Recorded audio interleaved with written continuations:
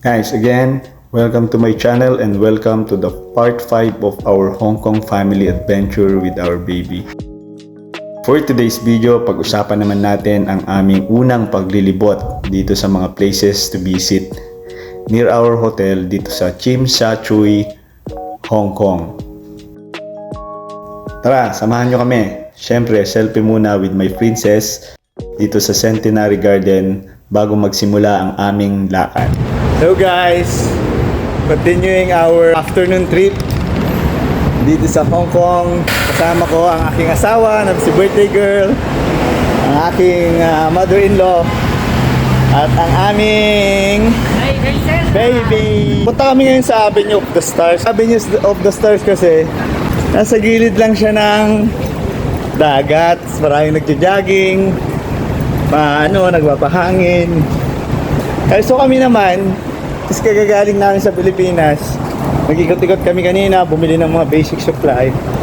Kami naman ay mag-iikot-ikot din, lalakad-lakad, pahangin. Ang linis ng dagat dito. Puntahan nyo to, Avenues of the Star. Malapit din kasi dito yung mami? Yung show mami ng gabi? Like Symphony of Lights? Yung Symphony of Lights, yung mga building umiilaw ng sabay-sabay. Must see daw kasi yun eh. Worthwhile ang experience. Ayan guys, nakarating na nga kami dito sa Avenues of the Star. Grabe, ang sarap dito. The breeze of the sea, the air is very fresh, place is very tidy. Enjoy para sa mga adults and of course enjoy din kay baby Hailey namin. May mga namimingwit ng mga isda, may naglalakad, may mga nagja-jogging, may mga ine-enjoy lang din yung view ng seaside kagaya namin. And syempre, while we are walking, we took pictures na din para may remembrance kami. Hello guys! So right now we are here at the Avenue of the Stars. We decided to take a walk and enjoy the incredible view of Hong Kong. I have here with me my husband. Oh, say hello baby. Hi! Actually, it's really very challenging to go on travel with a toddler, but it's actually the most fun and rewarding experience to be able to go and travel with your loved ones, with your family. I know she's too young and that she won't remember this, but as parents, we will. Yan, hello guys, yan. First day namin, no. Nag-evening walk lang kami dito sa Hong Kong. From the park na malapit sa Regal Kowloon, diretso dito sa Avenue of the Stars. Pero guys, lahat ng pinupuntahan namin, grabe, sobrang gaganda ng lugar. You can tell na this country is very progressive. Kahit saan ka pumunta sa sulok ng Hong Kong, very high on aesthetic. After the evening walk sa seaside, we decided to look for some place to eat first bago magsimula yung Symphony of Lights at 8 PM. Medyo maaga pa kasi nung dumating kami doon. While enjoying also the night city scenery in Tsim Sha Tsui. Ang ganda ng city ambience paggabi. And then, of all places, here comes Jollibee. Ang paborito ni Tatay, Jollibee! Wow! Sino yan? Hi! Let's go! Ganda!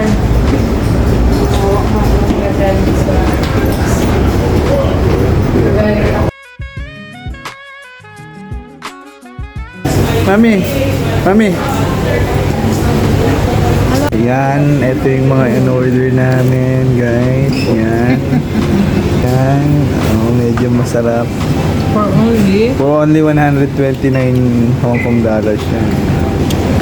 Ayan, tontuwa yung anak ko. Nakakita siya ng Jollibee dito sa Hong Kong. Pero ang lalaki ng chicken. Kanin kay Bibi? Ano to? Pagkatapos namin kumain, we have some minutes to spare.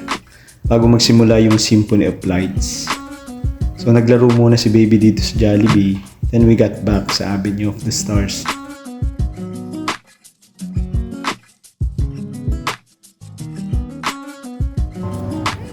Yan guys, nandito kami sa Avenue of the Stars. Yan, hinihintay namin yung Symphony of Lights. Sama si Mommy and my baby. Ayan, dito yun eh. Symphony of Lights, yung isa sa mga pupuntahan dito sa Hong Kong na libre lang kasi nasa shore kayo habang nagbabahangin and then you're gonna watch the Symphony of Lights. Yung mga building na yan sa harap natin, ayan, iilaw at gagawa sila ng kumpas. Pero mamayang 8 pa yun. Ganda dito guys, grabe. Sulit na sulit. It is one of the destination na maraming park na libre. Maganda, malinis, safe yung hangin.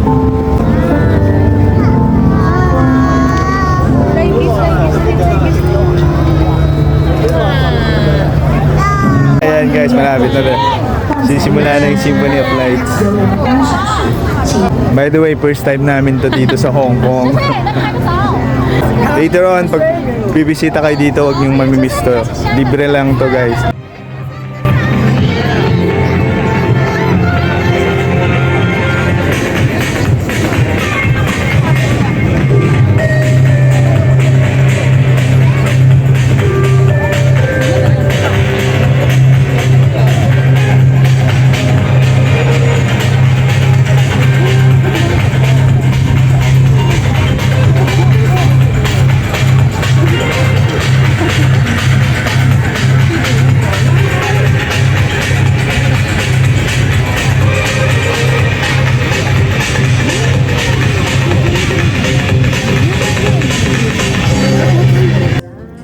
On our way home after watching the Symphony of Lights. Again guys, grabe, ang ganda. Ang dami din naglalakad na locals and tourists kagaya namin dito sa Avenues of the Stars. Maganda siya kanina na may araw pa, maganda din siya ngayon na gabi na. Magnificent view of the seaside in the evening, a combination of the city lights reflected by the Baie de Trick. Breath of fresh air from the moment we left the Garden of the Stars up to now on our way to our hotel. Guys, galing kami sa Avenue of the Star and then Garden of the Star para bisitahin yung park. Ngayon pauwi na kami sa aming hotel sa Regal Kowloon kasi walking distance lang naman siya. Hindi, sa kabila.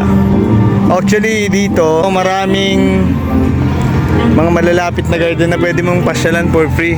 Tapos mag-e-enjoy na rin kayo, mag-e-enjoy kayo sa view. Nature friendly, baby friendly, kung may kasama kayong child. Madaming tao pero hindi naman masyadong congested. Pagkagandaan nun, walking distance from the hotel. Tulog na yung anak ko, kasama si misis ko. Yan. Papahinga muna kami kasi magdi-Disneyland kami bukas. Ayan, so kita-kita tayo sa Disneyland bukas. Yung mga tipang pamilya, lalo na pag may kasamang bata. Siyempre, bago umuwi, nagpicture muna si Mrs. at si Baby para may remembrance. Guys, thank you for watching this video. If you like it, please subscribe and click the notification bell. And if you have any question, just comment down below. See you on the next part of this vlog.